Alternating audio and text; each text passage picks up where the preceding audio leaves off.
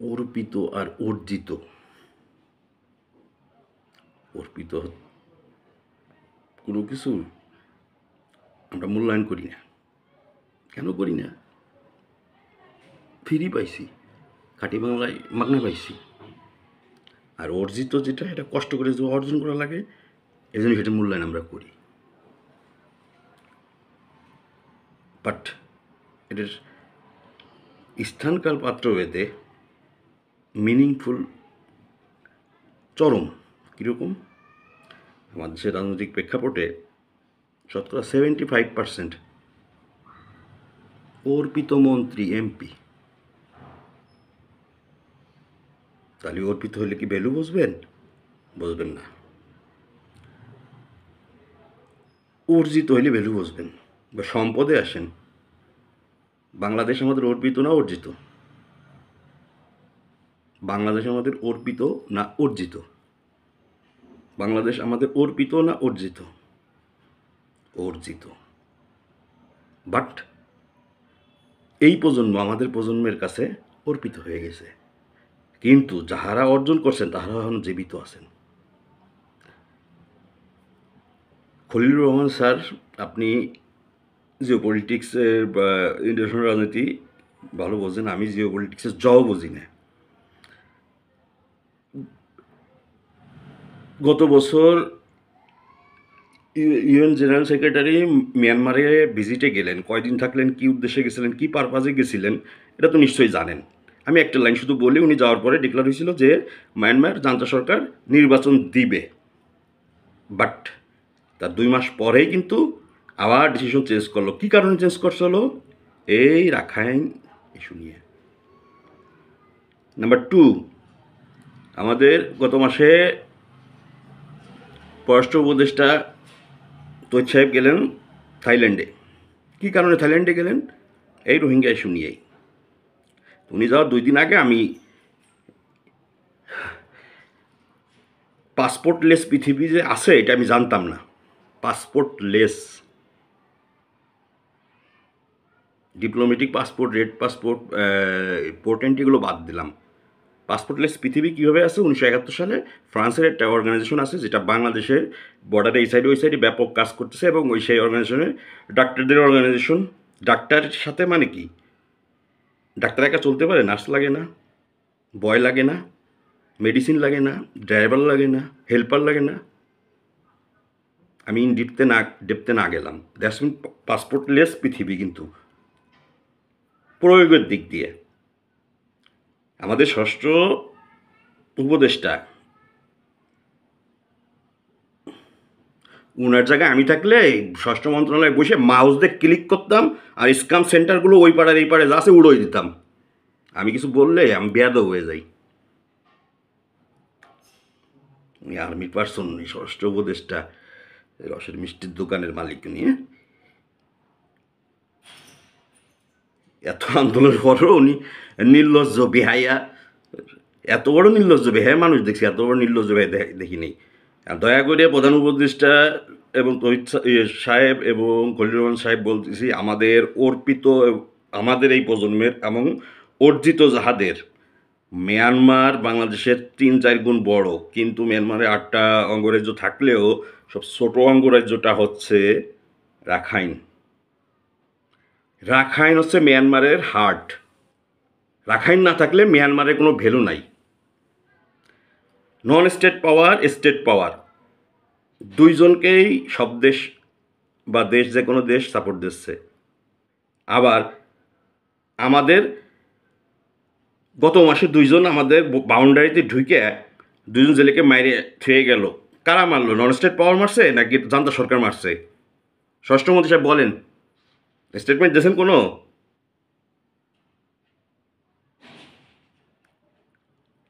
দয়া করে একটা অনুরোধ, সেটা হচ্ছে গত সরকার, শেখ হাসিনা সরকার যাই করুক না করুক, যাই বলুক না বলুক, সমুদ্র বিজয় ভারতের সাথে, মিয়ানমারের সাথে।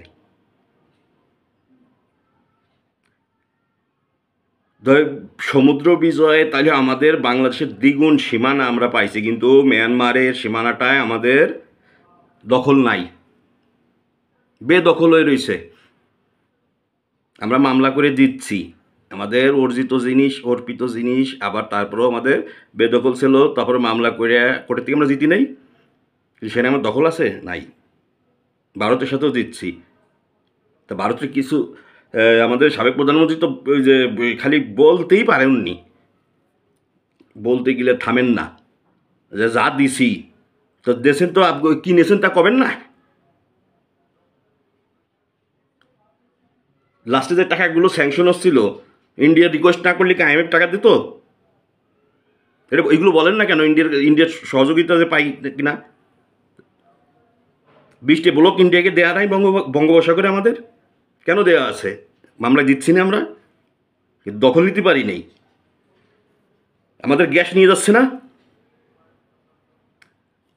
রাখাইন রাজ্যে দিয়ে যদি কোনো ট্রানজিট দেন, জীবন দিয়ে দেব, শরীর রক্ত দিয়ে দেব। কারণ রাখাইন রাজ্যে দিয়ে ট্রানজিট দেওয়া মানে আমাদের স্বাধীনতা, সার্বভৌমত্ব শেষ, শেষ। আর্টিকেল 97, 98, 99 খলিলুর রহমান স্যার পড়েন জাতিসংঘের।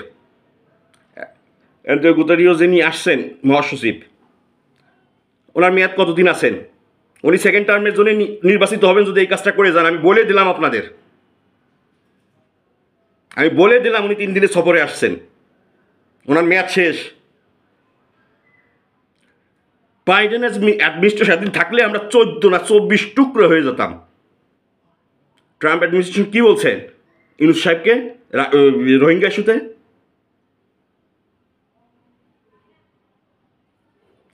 আমি কিছু বললে আমার কথা, আমার মানে আমি হট টেম্পার হয়ে যায়। কিন্তু হট টেম্পার আমি কখন হয়ে যায়? আমার এই বাটপারি নয় হয় ভবিষ্যৎ আমার পছন্দ হয় না, আমার স্টেট কার্ড পছন্দ হয়। ইয়েস তো ভেরি গুড, পারলি হ্যাঁ, পারলি করবো, না পারলি নাই। এটা দেশ নিয়ে একটা সিনেমিনি খেলা হচ্ছে যে আমাদের এমনি আমাদের নিজের জায়গা, সেই জায়গা আমাদের দখল নাই। আমাদের ব্লু ইকোনমি, আমাদের সবচেয়ে বড় রিসোর্ট, কেন শেখ হাসিনা গভর্নমেন্ট, শেখ হাসিনা বলে নাই কেন তিনি গ্যাস সন্ধান করতো না? খালি পড়র ফটো, তুমি খালি কবেই সব ইন্ডিয়ারে দিছি, সব ইন্ডিয়ারে দিছি, কাজের কথা কবে না। কেন গ্যাস সন্ধান, উনি কেন গ্যাস সন্ধান করতো না, খুঁজতো না কেন? Push in push back. Non state power যদি মায়ানমার দখল করে ফেলতে পারে, তাহলে আমাকে কি আছে ঘোড়ার ডিম? আমরা একটা পুশ ব্যাক করতে পারতেছি? কোনো দিন পারছি? আমার বালের স্বরাষ্ট্র উপদেষ্টা হয়েছে, থাপড়াইয়া কানের তালা ফাটাই দেওয়ার দরকার বাইনচোতের। আমি যা বলছি, যাক যে কড়া কথাগুলো বলছি, আমার বেয়াদব বলেন যা বলেন, কিন্তু বাংলাদেশে যদি ভালোবেসে থাকেন, বাংলাদেশের মাটি এক চুল ছাড়া তো দূরের কথা, যেটা বেদখল রয়েছে সেটুকু আমাদের দখলে নিতে হবে। কারণ আমাদের সমুদ্র বেদখল রয়েছে, মিয়ানমার সাইডটা। আর এই জায়গায় দয়া করে গোপন চুক্তি তো দূরের কথা, কোনো কিছু তো দূরের কথা, সহজে বলবেন যে নির্বাচিত সরকার আসুক, তারা ডিসিশন নেবে। আমাদের এরকম ডিসিশন নেওয়ার কোনো এখতিয়ার নাই। আদারওয়াইজ একদম রাস্তার উপর দাঁড়াইয়ে হয় নিজের গায়ে নিজে ব্রাশ ফায়ার করবো, গুলি করবো নিজেরে, সাথে আপনাকে সহ নিয়ে। যদি বাংলাদেশের এক সুতো যদি স্ট্র্যাটেজিক্যালি, কৌশলগত, আমার বোঝার দরকার নাই। চক্রান্ত যত বড় বিশ্ব চক্রান্ত থাকে, আমরা কি বিশ্বের বাইরে? আমাদের কি বিশ্বে অ্যাক্সেস নাই? সাধারণ জনগণ আমি হয়ে যদি আমি এরকম বলতে পারি, তাহলে সরকারের চেয়ারে থাকলে আপনারা কি এর 100 গুণ পারা উচিত, 100 গুণ। আর একজন হাঁটু কাঁপেন তো ওইটা কি করছেন, কি আপনি কি বলছেন ওই জায়গায় মিটিংয়ে? আমি মিটিংয়ে সব আমি ফিজিক্যালি ছিলাম না, কিন্তু আমি একদম লাইভ দেখছি। হাঁটু কাঁপা মিনিস্টার একজন। আমার একটা শব্দ আমি এইটা উজ্জ্ব করবো না, করলাম না। আমাকে পারলে আইনের কাঠগড়ায় নিয়েন, অথবা আমার কথার জবাব দিন, অথবা শোনেন যে এই বেচারা সিডলাস কেন হট টেম্পার হয়ে কেন বলল, কি চলে যাচ্ছে আমাদের, সিটিং সহ চলে যাবে আমাদের। আমি বলে দিলাম যদি আমরা ট্রানজিট দিই 2 বছরের মধ্যে সিটিং সহ ডিভিশন থাকবে না আমাদের। হয় স্টেপ নেন, আদারওয়াইজ সাধারণ জনগণ হিসেবে আমি এমন কোনো একটা স্টেপ নেব দেশ বেঁচে ফেলবো। তাইলে